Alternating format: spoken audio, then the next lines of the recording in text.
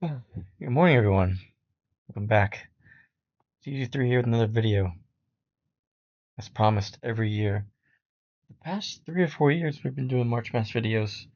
My last video was a Selection Sunday reaction of the tournament field and what we got, who made it, who didn't, and the seedings. And then first day was yesterday on Thursday. Today is Friday.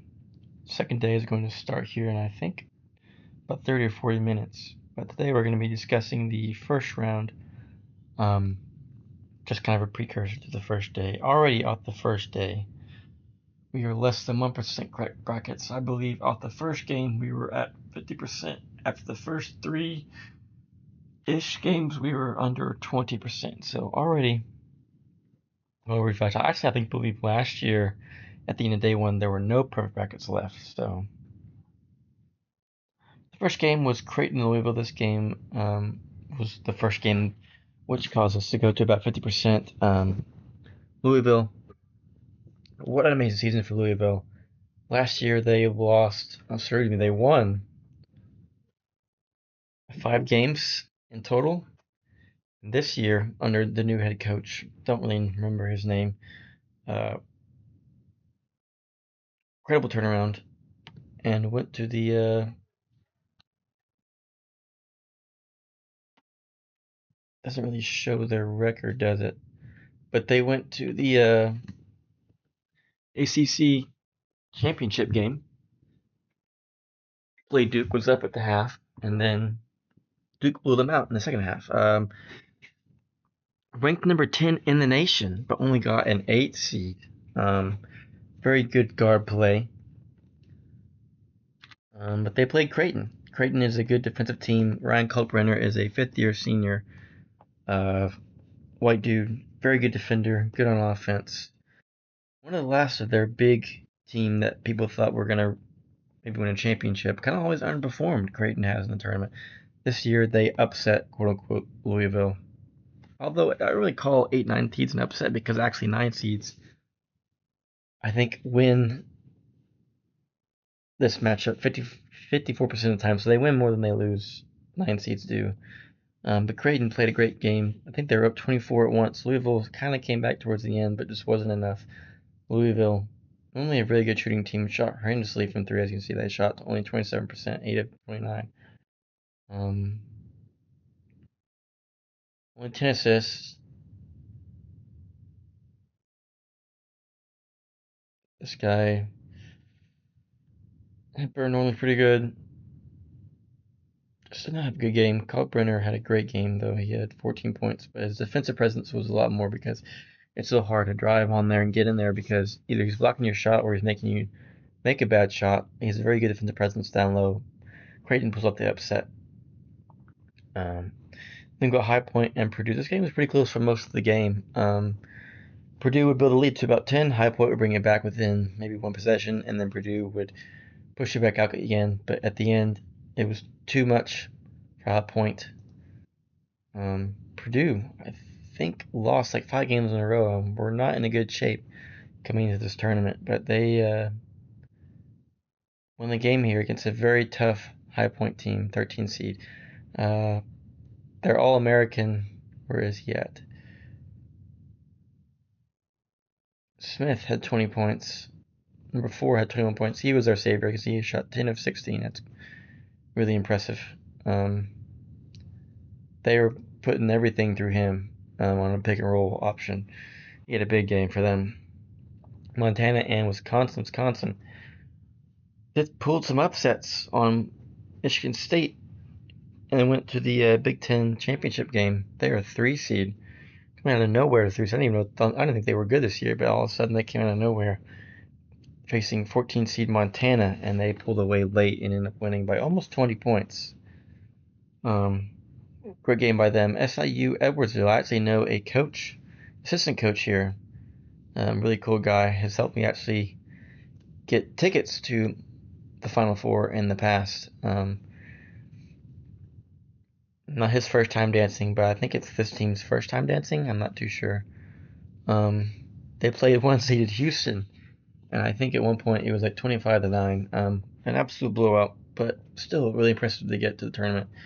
Houston rolls 78-40, winning by 38 points. Whew. 1 seed Alabama and 16 seed Alabama State. Alabama State was one of those first 4 teams that won off a final second full court throw at the half. I don't know if they were up or only down. I think they were down by 4. It was a close game. It was like 34-31. And as you can see, that second half was very different from the first. John Broome only had 14 points. Kelly here went 7 of 15 from 3, so shot a lot of threes. You can see, didn't shoot, well, they shot 31%. That's not too bad, but very good shooting team. Auburn is. Number 1 overall seed, despite not even getting to the finals of their conference championship and being ranked behind the 3 teams that they jumped that all won their conference tournament. Just saying. But whatever. They roll and end up winning by 20 in that second half. This is the big upset. Clemson, a 5 seed. Very strong team playing McNeese. McNeese is a very popular team. They actually are in the conference of the school that I attended. They came in last year and were a popular upset pick versus Gonzaga and got blown out by 20. This year they have great coach Will Wade, and they have a very popular student manager, student assistant Amir Khan, getting a lot of NIL deals, getting a lot of fame. Walks through the tunnel with a giant boombox. Players love him. And they beat Clemson. In fact, they were dominating Clemson for most of the games. Only a 2-point game, but they were up by 20. Much since tip-off. I mean, they were blowing them out of the water. You see, Clemson only shot 9 of 30 from 3, had a horrible game. Their star player, Hunter, not Hunter.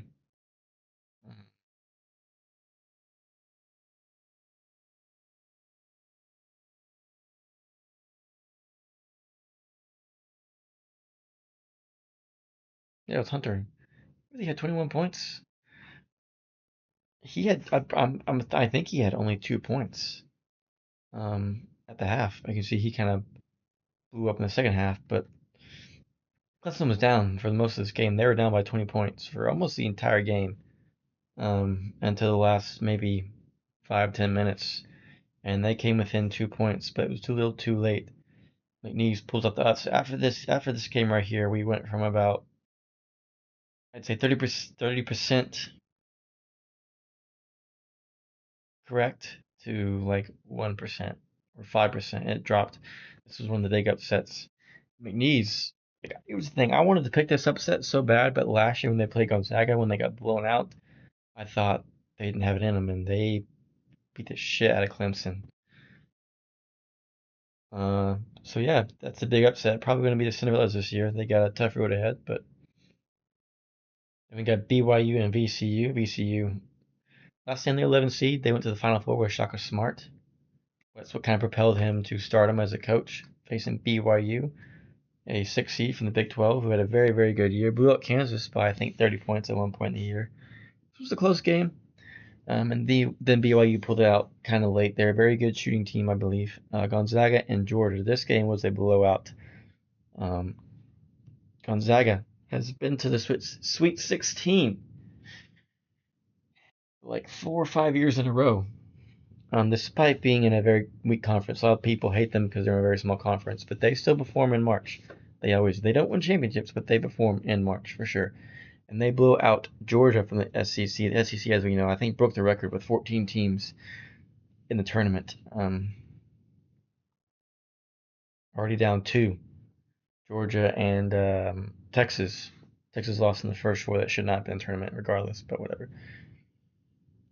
Wofford and Tennessee. Wofford, as we know, had one of those darling games a couple of years ago with a really great player. I forget his name on the Wofford team.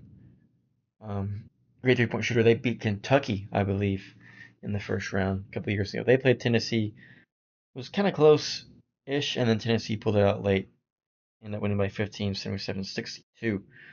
Another upset, big upset here. Arkansas facing number 7 Kansas, who had a very poor year this year with 12 losses. Hunter Dickinson, transferred from Michigan a couple of years ago.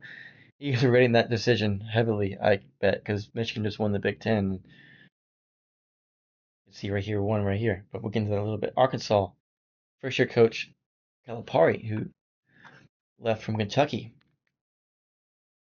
came to Arkansas. They had a very disappointing year, I would say, after being ranked in the top 15, I think, at the beginning of the year. A lot of transfers. It's hard to bring all those transfers in and make them gel. It was a team cohesive unit, as opposed to players who've been with each other for a couple of years in a row. But they pulled up the upset of Arkansas, pull away late. I think in the last 5 minutes, Kansas did not score. So, yikes. Andrew Dickinson, a fifth-year senior, has nothing to show for it. Never even got close to a championship. I'm personally not a fan of his. By the way, he left Michigan. We had to see Arkansas lose. As you know, I used to live in Arkansas, so I got a lot of Arkansas fans. So they're very excited to see their team, for one, make the tournament, and number two, actually win the game and win against Kansas. They're going to have a tough game against Omaha. Sorry, not Omaha. St. John's in the second round. A&M lost to Texas in the quarterfinals of the SEC tournament in a very, very close game into overtime that they probably should have won. I feel like the refs were being a little finicky in that game. But that was the game that propelled Texas into the tournament, although they probably shouldn't have made it. They were playing Yale. Yale, who was a really good team, has upset teams in the past. They upset Baylor many years ago, one of the best rebounding teams in the country, and they out-rebounded them and they beat them many, many years ago. 13 seed Yale, close all game, and then A&M pulls it out late. They win by 9 points. Drake, this was a very popular upset pick. Low-key, I was a big fan of Missouri. They were the best free throw shooting teams in the nation, had the best free throw shooting in the nation, and get to the line, get more free throws than any other team in the nation. I thought if they had played anyone else besides Drake, they might have made a good tournament run because free throw is really big in the tournament, but they played Drake. Drake is one of those teams that have been good for a lot of years. Their coach left last year. I forget where he goes, but their new coach is a Division II powerhouse coach that won the championship like 3 years in a row. 4 of his 5 starters are Division II players, and they just beat 6 seed Missouri and boasted over the past 3-4 years. Drake has had the best in the top 4 best records in the entire NCAA. So like I said, Division II players, almost their entire starting 5, and boy, they are a tough team.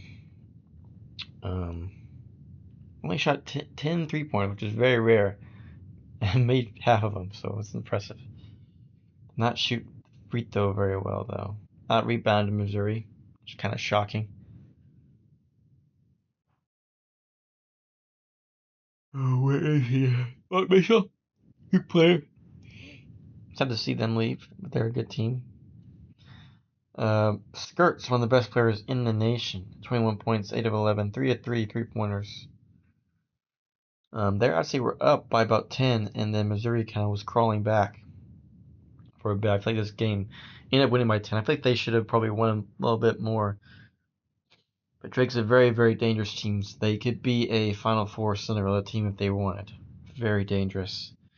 Utah State and UCLA. Another popular upset pick here with Utah State, but they get absolutely smacked and ran off the court, 72-47. UCLA has that really cool coach. I forget where he's coming from.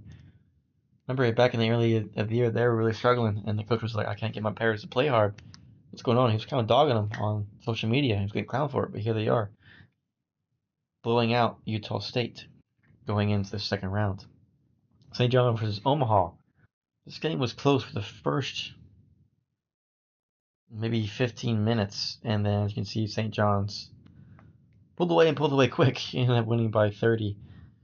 As you know, Rick Pitino is the godfather, as they say, the only coach in the history of college basketball to win 5 conference championships with 5 different teams. As you all know, his last big stint was at Louisville, where he was wrongfully accused of cheating. Now, there was cheating going on at Louisville, but he was not a part of it, and he was acquitted and found innocent. I think he's one of the best coaches in the history of college basketball. Been around for a long time. Even had a stint in the NBA, but was not so successful. I believe with the Celtics. They got R.J. Lewis, big time player, one of the best guards in the country. I believe a first team All American as well. He had 22 points, 5 of 8 for 3-point land. They can make a deep run. Definitely a Final Four, potential championship winning team. I don't know about championship, but definitely Final Four worthy. Michigan and UC San Diego. This is one of the most popular picks. A lot of teams said that UC San Diego was a Final Four caliber team, the best defensive team in the nation. They caused the most turnover. Michigan had a almost Cinderella-like run in the Big Ten tournament and won the Big Ten, and they win by 3. They were actually up by a lot, and then UC San Diego stormed back in the last 5 minutes, pulled within 3, but couldn't get it done. Well, 3 missed free throws. That's actually pretty good. 76% for a game is pretty impressive. Michigan only shooting 55%. Um, Only turned over 8 times. Wow, impressive. But Michigan pulls off arguably an upset in itself because they were a very popular upset pick and they win. I honestly, this is one of the upsets I picked. Not a big Michigan fan. UNC Wellington and Texas Tech, maybe a little bit closer than we expected at the 3 seed. Texas Tech, one of those teams projected by all the analysis to be a potential Final Four team. They lost their best player though, so that's kind of tough. We'll see how that affects them. As you see, it affected them this game, only won by 10 points. That is it for the first round 1, day 1. A lot of upsets. Again, already under 1% of perfect brackets. Actually, under 0.1% is even worse. Let's go ahead and check into today's games, what we got going. Baylor and Mississippi State. Again, those 9 seeds normally have a better clip. I think they win about 55% of those games, which really a give or take in those positions. Robert Morris in Alabama. Alabama 2 seed. We all know last year they had a similar like run to the Final Four when they lit it up from 3-point range. Mark Sears, one of the best guards, All-American in the country, and the best shooters in the country. Iowa State. Sorry, it's not Texas Tech. It's Iowa State. Iowa State lost their star player, I believe. But still a very dangerous team. Very dangerous team. Versus Lipscomb. I think at one point they were one of the best teams in the nation. And projected to win the championship. That they had kind of a rough in second half of the season. I think they're still a very, very good, very dangerous team. Memphis and Colorado State. They're one of those very popular upset picks right here. 12 seeds always very popular upset picks over 5 seeds. Mount St. Mary versus Duke. The rumor is that Cooper Flagg will be returning after his ankle injury, which had him leave in the semifinals of the ACC tournament. But Duke still won the championship. They're 31-3, no number 1 seed. I think they're picked the most to win the championship and favored the most to win the championship, despite not being the number 1 overall seed, as they probably should have been. But Cooper Flagg will return this game. I personally think they might have wanted to sit him for Mount St. Mary's. Let him sit one more game just to make sure he's 100%, because they will face the winner of this game right here. Don't really risk the injury to a 16 seed. 16 seeds have won before, but they're not winning against Duke. I can promise you that. Malik Brown also not back. If they get Malik Brown back, I think they're untouchable in this tournament. Vanderbilt and St. Mary's. St. Mary's, one of those teams from the Western Coast Conference, beat Gonzaga twice in the regular season and then lost them in the conference championship game. They're one of those teams that always supposed to be record because they play absolute dog water regular season. They play no one, and they come in the tournament and they always get smacked around. Playing Vanderbilt, this is probably a popular upset pick. Defending another one of those SEC teams, 14 SEC teams that made the tournament. St. Mary's still a pretty good team. It's one of those tough picks right there. North Carolina, 11 seed. They were 1-12 versus Quad 1, which is like the best. Quad 1 is the best teams in the nation. Lost to Duke without Cooper Flagg. Lost to Duke 3 times. Got blown out by Duke by 30 points at one point.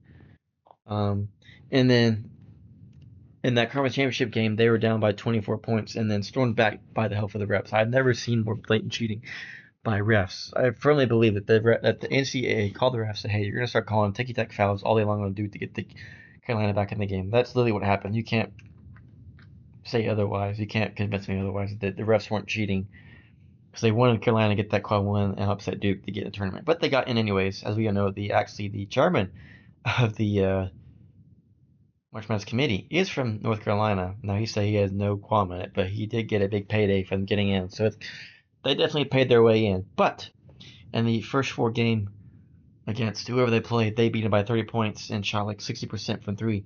They're playing Ole Miss, a 6 seed, and regardless of them probably not deserving to get in, North Carolina, as we all know, a couple of years ago, had that big Final Four run that they shouldn't have had.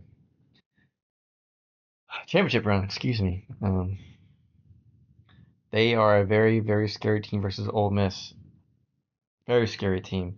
If they shoot again, here's the thing: if they shoot anywhere near 50% from three again, and RJ Davis last game with like 6 of 6, if they go off and they shoot, I'm telling you, if they shoot near 50% again, they're going to beat Ole Miss, and they're going to get hot and they're going to go on some sort of crazy run. But that would be really cool to see.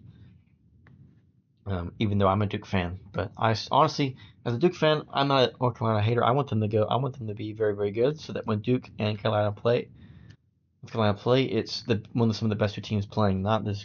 It's cool to see them blow out, but it's not as fun when they're having a really bad year. But when they're both at the top of the table, it's really cool to see. Maryland and Grand Canyon. Maryland has another. I don't know if he's All American or second team All American, but he's definitely a All Freshman. And Queen, the big man, number 4, he's gonna have to carry them if they want to make a deep run. I think they can. Playing Grand Canyon University, they had made some upsets in the past though, so got to look out for that. Then we've got Florida, number 1 seed. Arguably could have been number 1 overall seed, even over Duke. They won the SEC. One of the most dangerous teams, both on defense and offense. They can really light it up. Their star player is another All-American in conscientious All-American, blah, blah, blah. Where is he? Clayton Jr. Very impressive young man. Then we've got Troy and Kentucky. Kentucky under new head coach Mark Pope came over from BYU. Actually played at Kentucky, one of their best guards. Championship winning guard, if I recall correctly. They first year at Kentucky, 22-11, somewhat of a disappointing season, I suppose, but still a 3 seed. Still a dangerous team. A lot of transfers. They've been upset a lot in the past. They have not had very much success in March for the past, I'd say, 5 years or so. So, John Calipari left Arkansas. They're playing Troy. Could be an upset, could not be. We'll see what Mark Pope's Kentucky Wildcats do in the tournament. I'm excited to see what they do. Marquette, Shaka Smart, and number 10, New Mexico. Very popular upset pick here. New Mexico is a very great team. They have a 3rd-team All-American in... What's his name? Is it Dent? I think it's either Dent or Dotson, one of those two. Very great player. They were predicting he might be one of those March Madness legends if he blows up, and they beat Marquette. Then we got Akron and Arizona. Arizona, another was one of those teams that I do not think deserve a 4 seed at all. They've got a transfer from UNC, very popular upset pick in Caleb Love. Takes some of the worst shots I've seen in my entire life. But if they get hot, they can beat anybody. But I don't think they will. I think they're going to... This is a team that they could lose to. I'm not a big fan of Arizona. I've always hated Arizona, to be frank. Oklahoma and UConn. UConn start off the season... I think it's Kansas was number 1 in the nation, and then UConn was at number 2. I forget. But they lost their first 3 games. Or they were 1-3, lost 3 games in a row, and dropped to the top 25. And struggled to stay in the top 25 the rest of the year. 23-10. Back-to-back national champions, defending champions, trying to three-peat as an 8 seed. They would play, I believe, Florida or Auburn in the second round if they win. Playing number 9 seed Oklahoma. They're a very highly volatile coach. A lot of people hate him because of his antics off the court and on the court. He's not afraid to talk shit, even to fans. I kind of like it. I think it's kind of funny. But we'll see if UConn can pull off the crazy. They have won as a lower seed in the past. They have done it. Never know. Let's see Xavier and Illinois. Xavier, one of those first 4 teams to beat Texas versus Illinois. Who I think if Illinois had a lot of injuries, if they didn't have any injuries, they would be a 3 seed at least. They would probably have won the Big Ten. I think they are a very, very impressive team with all their players. Should have been really good this year. Sad to see. Still a dangerous team, I believe. Still very dangerous. Michigan State and Bryant. Michigan State, Tom Izzo. 2 seed. Now, here's the thing about Michigan State. They're normally perform better when they're a lower seed. When they're a higher seed, they're prone to upsets. Just gonna put that out there. When they were 2 seed, they lost to Middle Tennessee. Then we got Oregon at Liberty, number 5. Now, really cool thing about this. My hometown. I have a player on this Liberty team from my hometown, Russell, Arkansas. He went to Arkansas Tech, Division II team for a couple years, and then transferred to Liberty. Is the sixth man of the year, actually leads the team in scoring off the bench at 17.9. Crazy to think from my hometown. He's in the tournament. Biggest of the year. I need to see it. Hopefully so. That's the schedule for today. Obviously, I will come out tomorrow with the reaction. That's it for round 1, day 1. A lot of cool upsets on that first day. Again, under 0.1% of brackets remain that are perfect. And March Madness is here. I'm excited to see it. As you know, this is my favorite time of the year. My favorite series to do on this channel. Leave a like, enjoy the video, comment down below how your bracket is doing, if you've got picked any upsets or your bracket's already screwed. Without further ado, that's it for today's video. And I hope you guys enjoy March Madness. Best swing event in the year. This is what proves that college basketball is a much better product to watch than NBA. But without further ado, this is it for today's video. See you guys later.